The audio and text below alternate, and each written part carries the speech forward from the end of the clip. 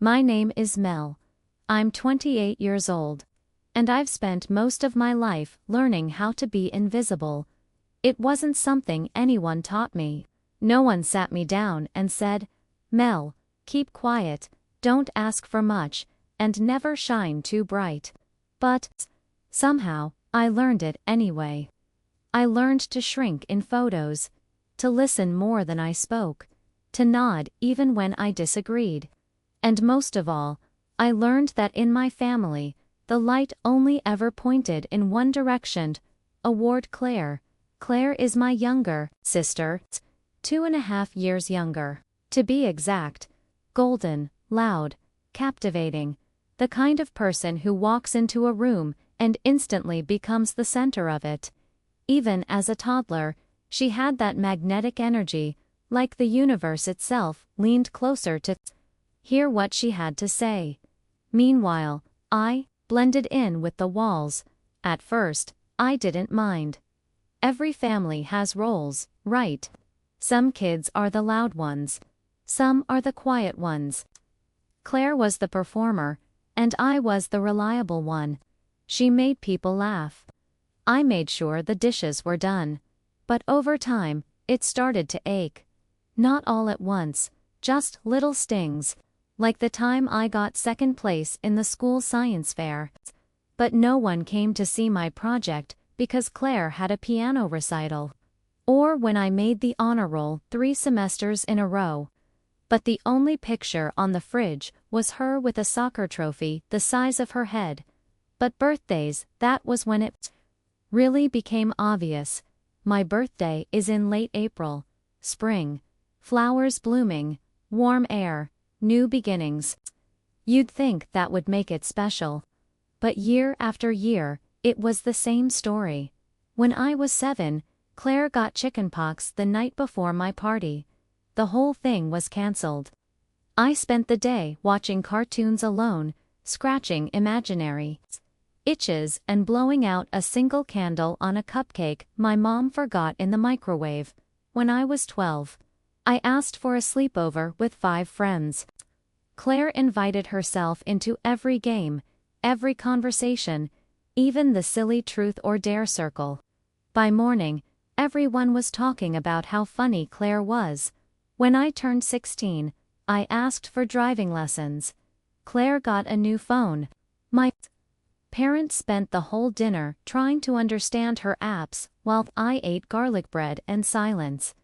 I kept telling myself it didn't matter, that I was mature, that birthdays were just dates on a calendar.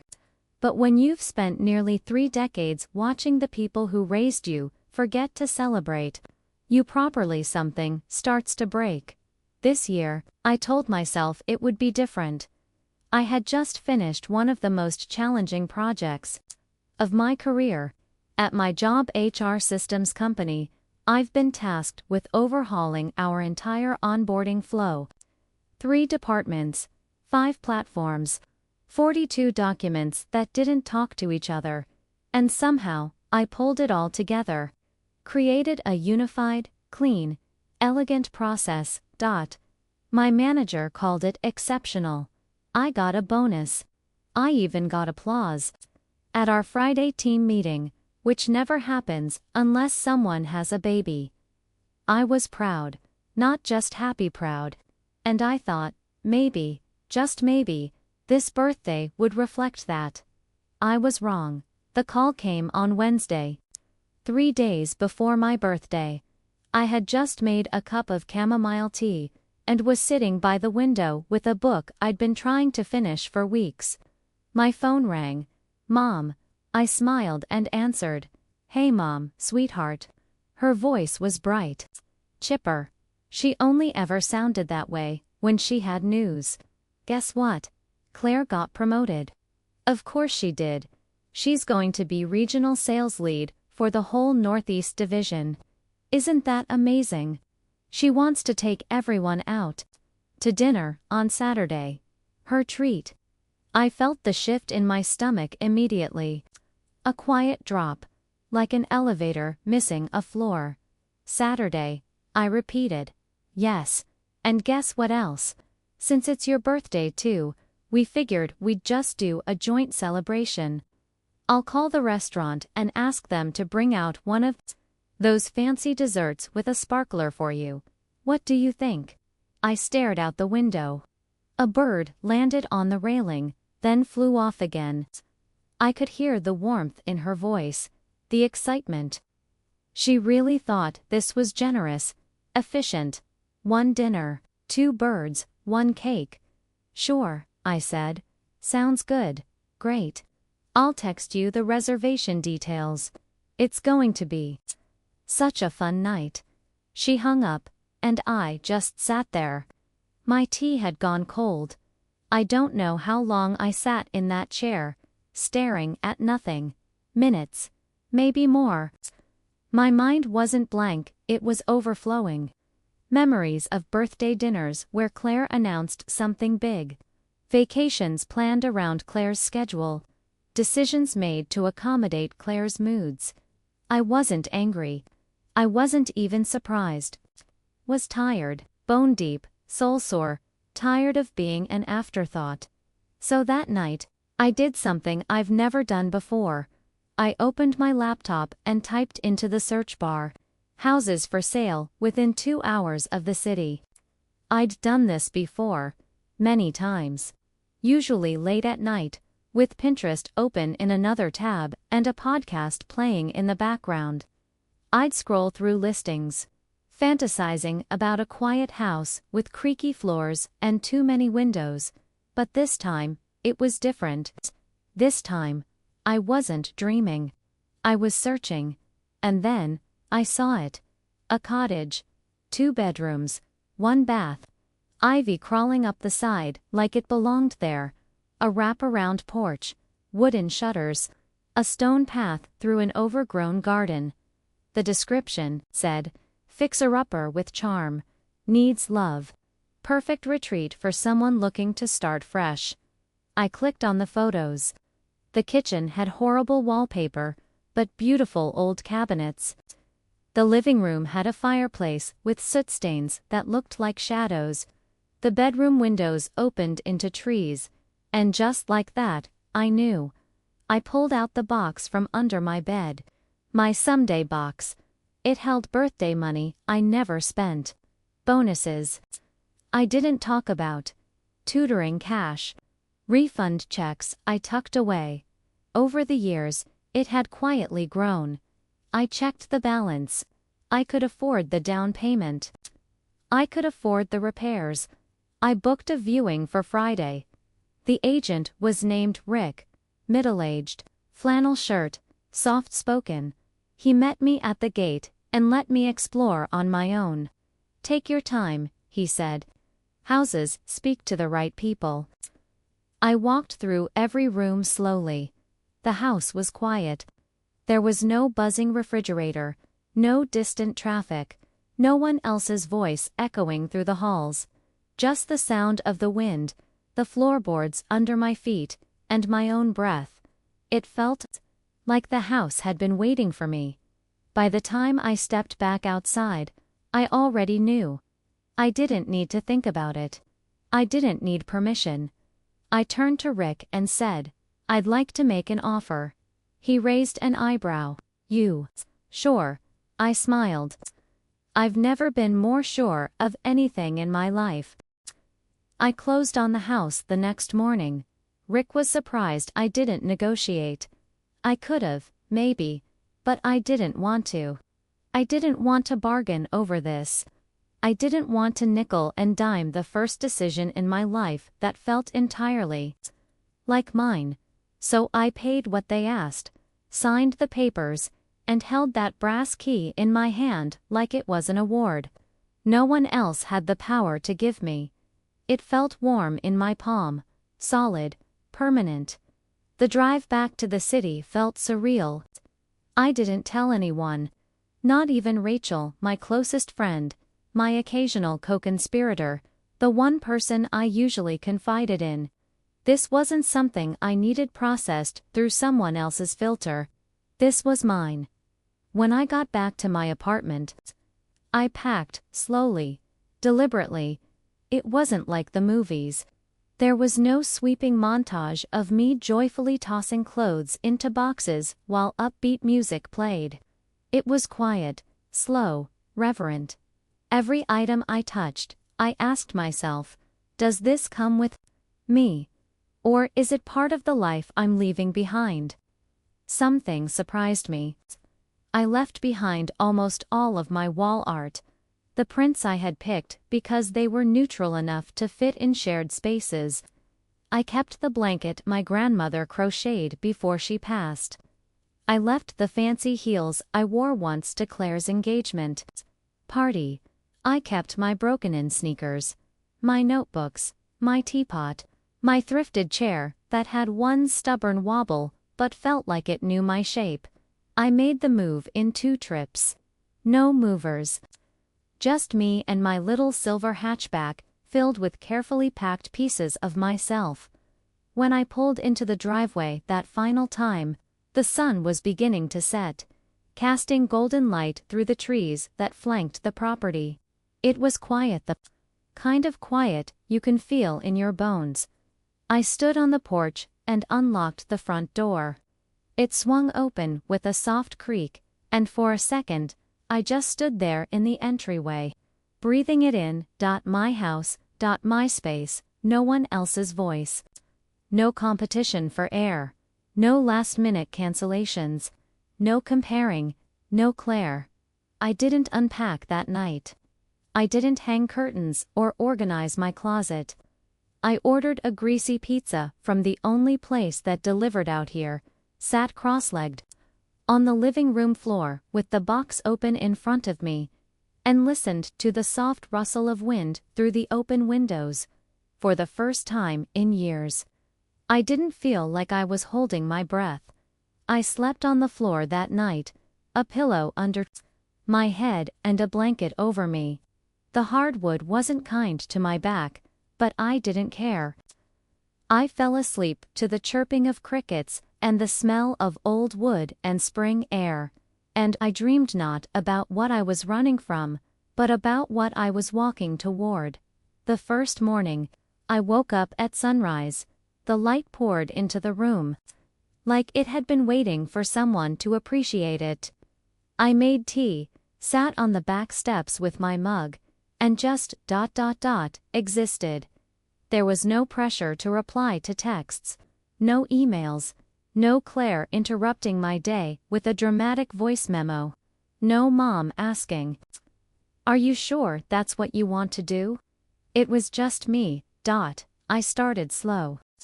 Cleaning, mostly. The place had been vacant for months, and nature had begun to reclaim the edges. I pulled weeds, scrubbed the kitchen tile, vacuumed corners that hadn't seen light in years. I didn't mind the dirt under my nails. I didn't mind the sweat.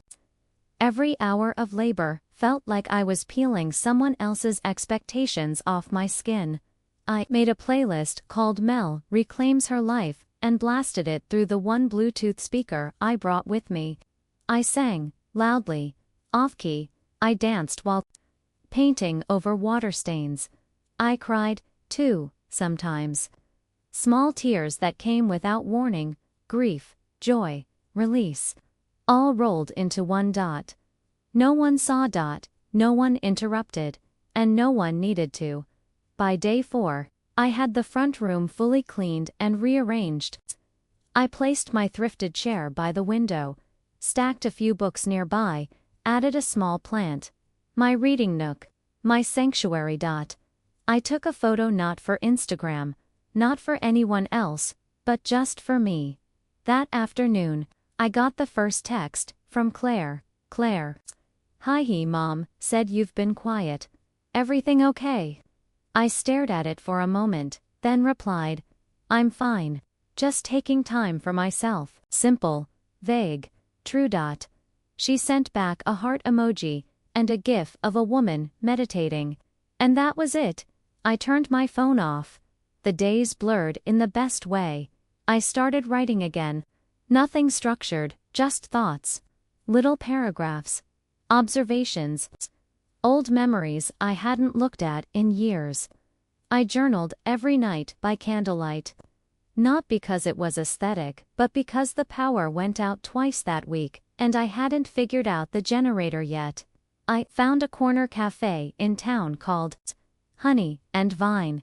They served bitter coffee and the world's best apple scones. The barista's name was Donnie, and she wore mismatched earrings and called me love without flinching. She didn't ask why I'd moved. She didn't ask what I did. She just remembered my order after 2 visits and told me which local thrift store had the best wooden chairs. I felt seen, not watched. Not compared, seen. I started walking, every morning, just after sunrise. A loop through the gravel roads, past fields of wildflowers and old wooden fences. No headphones. Just wind, birds, and the sound of my boots on the earth. It felt sacred. I didn't post about it. I didn't text updates. I simply lived. And then she showed up. Claire.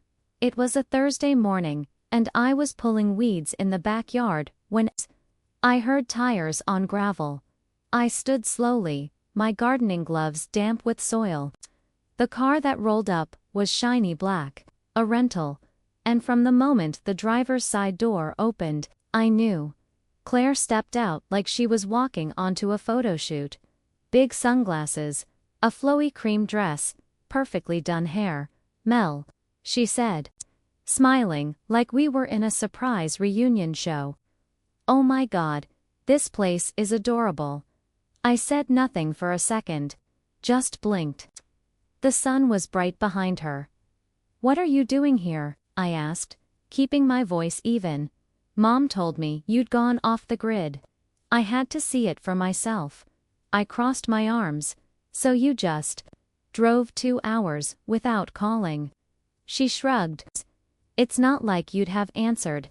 You've been ignoring everyone. I haven't been ignoring. I've been choosing peace. She made a face like she didn't know what that meant. Then she turned her head slowly, taking in the house, the yard, the hanging clothesline swaying in the wind. This is very rustic, she said.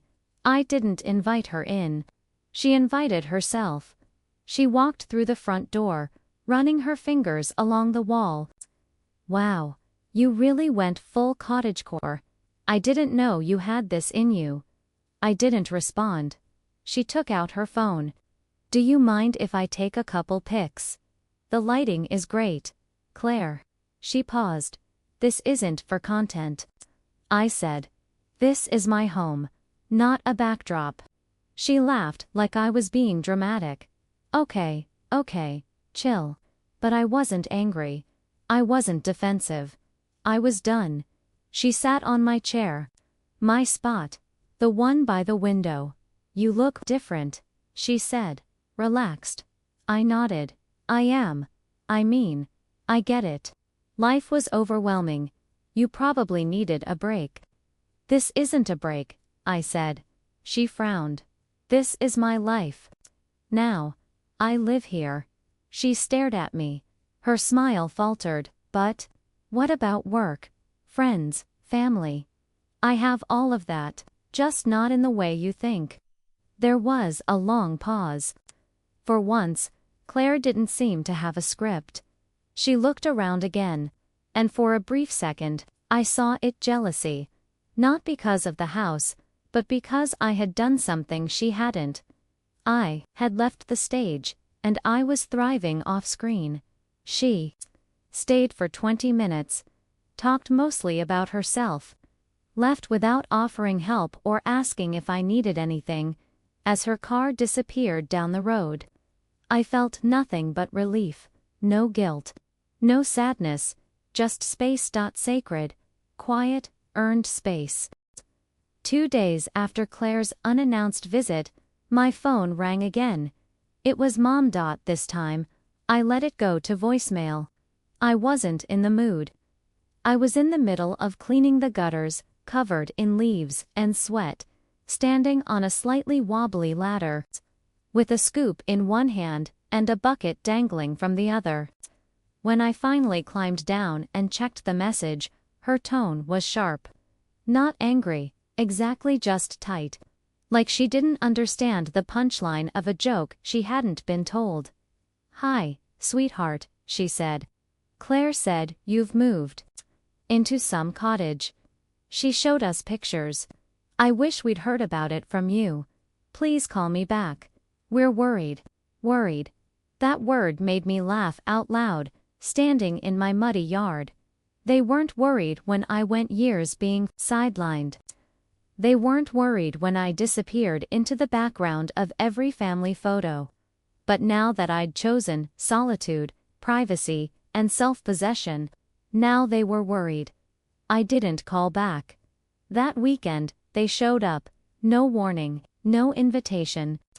Just the sound of a car engine in the gravel, and 3 familiar figures stepping out.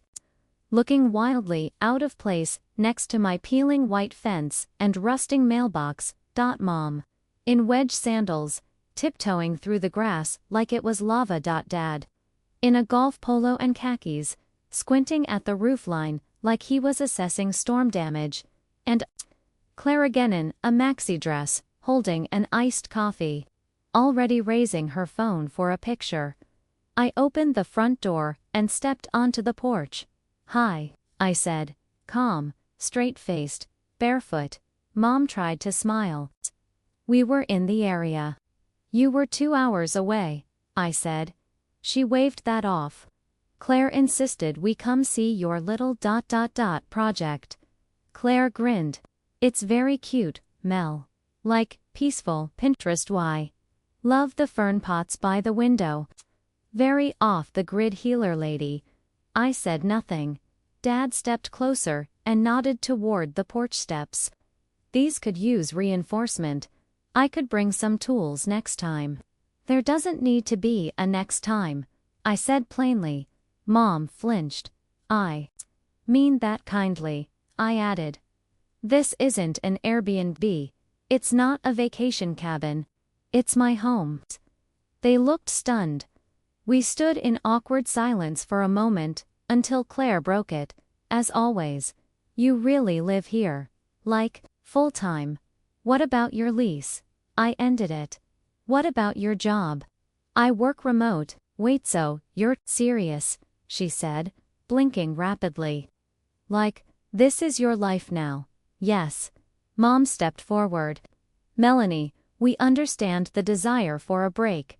Everyone needs space sometimes.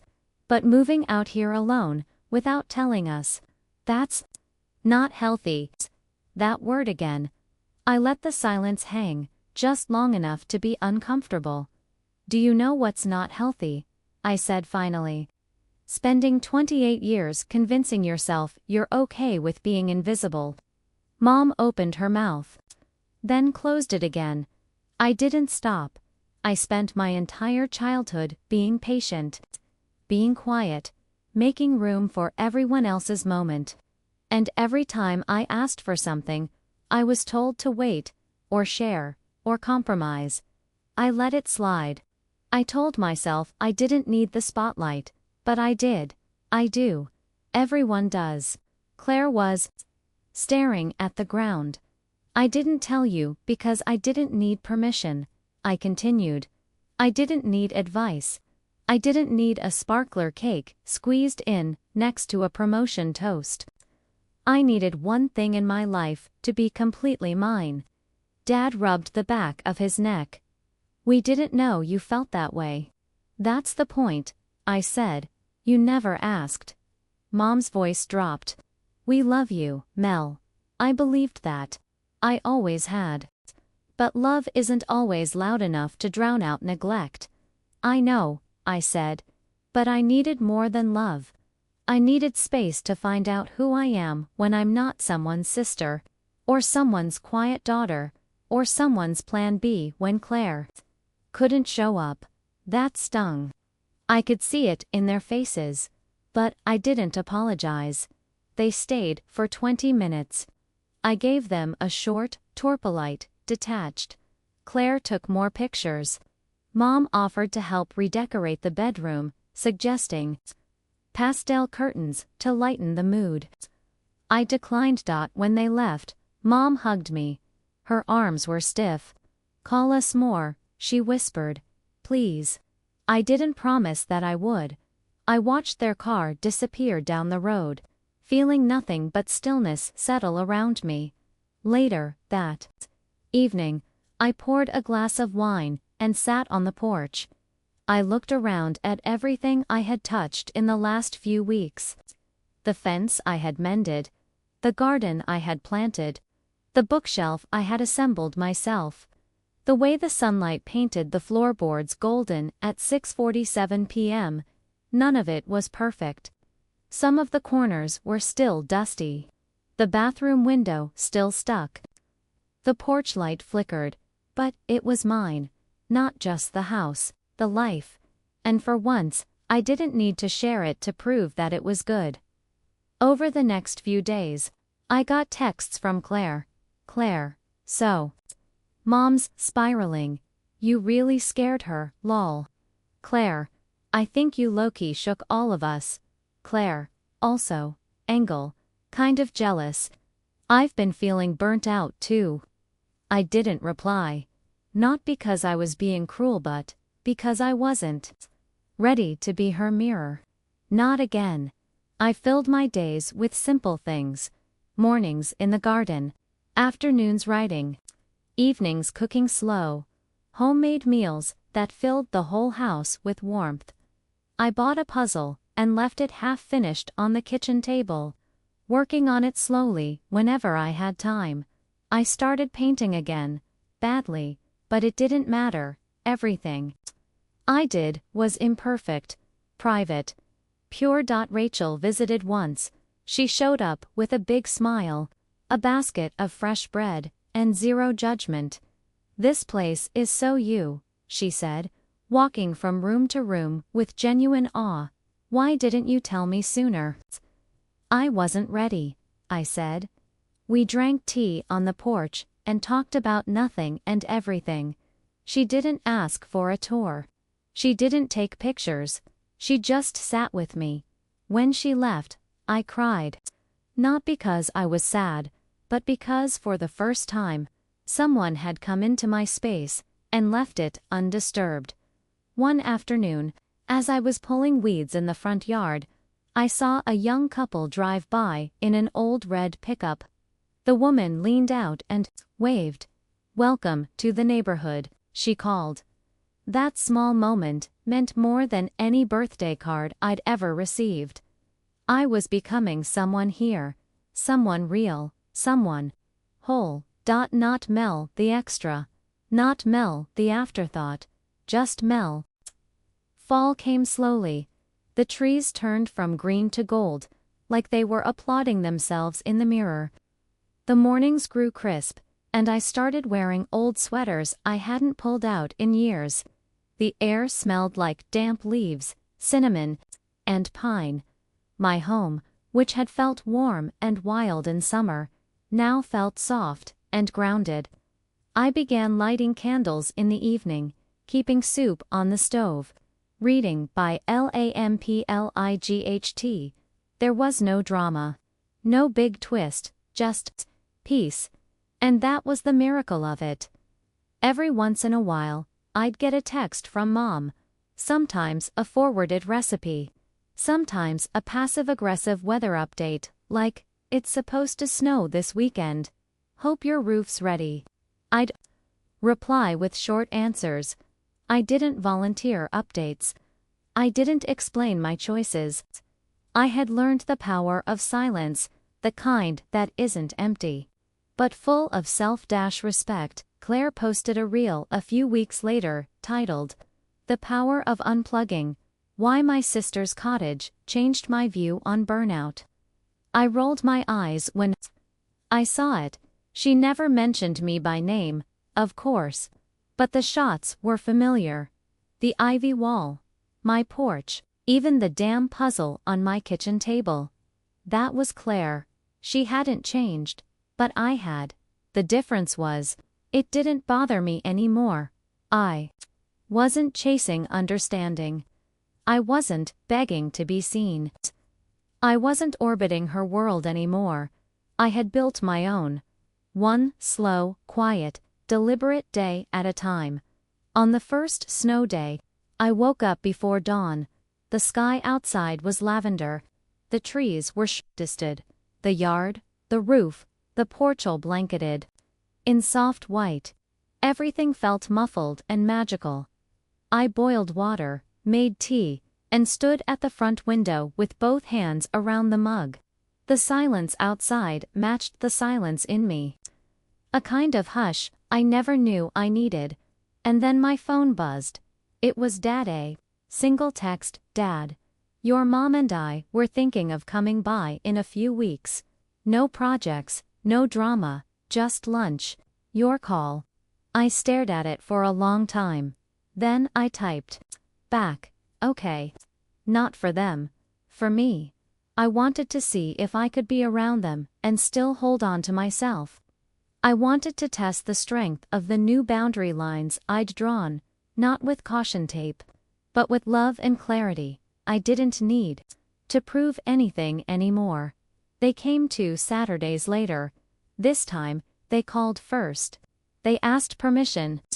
They brought sandwiches and coffee and a bouquet of wildflowers from a roadside market. Mom was quieter, observant. She commented on how calm I seemed, how settled. She didn't offer decorating tips. She didn't mention Claire once. Dad helped me move a few planter boxes. Told me the fence repairs looked professional. Then we just sat on the porch, talked about books, about his garden, about nothing. They left after 3 hours. No drama, no commentary, just hugs. And this suits you, Mel. That was the only validation I'd ever wanted. Not approval, not control. Just recognition. Just someone saying, you look like yourself. I kept writing. I didn't call it journaling anymore. It was something else now. Something deeper. Observations, characters, little essays about freedom. I started submitting pieces to online magazines. One of them published a short essay titled, The Day I Moved into the Quiet. It didn't go viral, but I printed it and taped it above my writing desk. A reminder that I wasn't lost anymore, that I wasn't unfinished. I was unfolding. My 29th birthday arrived quietly. A light rain tapped the windows. I woke up early, baked myself a cinnamon cake, and played Nina Simone while I iced it. I didn't invite anyone. I didn't wait for someone to make a plan for me. I lit one candle, set it in the middle, and stood there with my hands clasped in front of me. I didn't make a wish. I didn't need to. I already had what I wanted. Peace, space. A life that was entirely mine. I sliced the cake, poured coffee, and sat down on the floor of my living room with a blanket over my legs and a book in my lap. Outside, the wind stirred the trees. Inside, I felt no hunger for attention, no ache for more, just fullness, wholeness, home, and in that soft silence, I whispered aloud to myself, because sometimes you need to hear your own voice say it. Happy birthday, Mel. You made it.